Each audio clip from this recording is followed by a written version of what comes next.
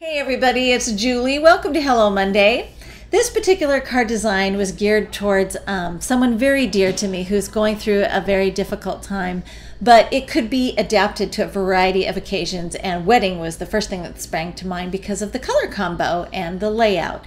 But I'm going to start by taking the wood grain embossed paper and create a top folding card. This one is going to end up being 4 inches by 5.5. I just needed a slightly narrower card to accommodate my layout here, and I'm going to put it in a box and sprinkle it with the Hero Arts Gold Shimmer Spray. I love this spray, and I just think it's so perfect for so many different projects, and I love how it looks with the wood grain embossed paper. And then I'm going to take a sentiment from a great set called Remember that says some very wonderful heartfelt things, and especially good for a situation like this.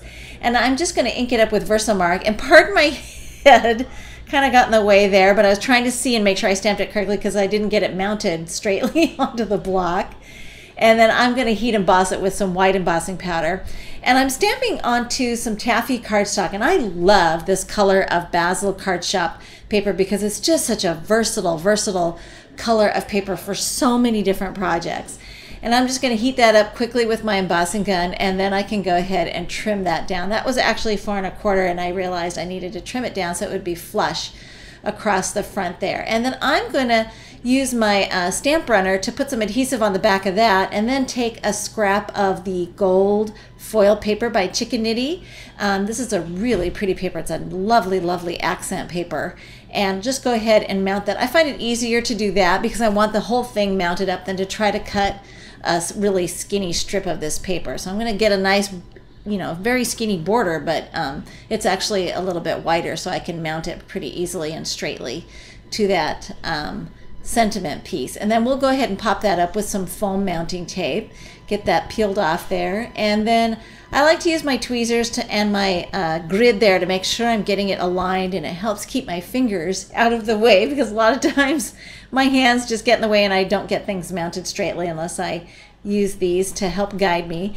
And then I die cut some of these really pretty feathers by Memory Box out of some vellum cardstock. I just had a scrap laying around that was perfect for them.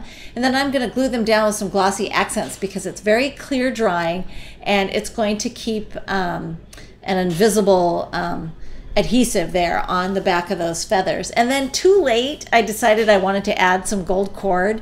So I kind of had to ponder that for a little bit. So I took 2 pieces that were about equal in length. I don't know, they might have been about 6 or 7 inches long. And then I just knotted them together and trimmed off the ends. And then I'm going to take a little glue dot. This is a mini glue dot. And I'm going to fold it in half and kind of make it a little bit smaller so that it will be even more invisible underneath the knot there. And we'll just go ahead and apply that right over the top of the vellum feathers. And once I remove that, I can go ahead and apply the knot right there, and the card is finished. And I think this is a very tasteful card that would be suitable for a variety of occasions. If you swapped out the sentiment, it would, for example, make a lovely wedding card. So all you'd have to do is change the greeting. Thanks for watching.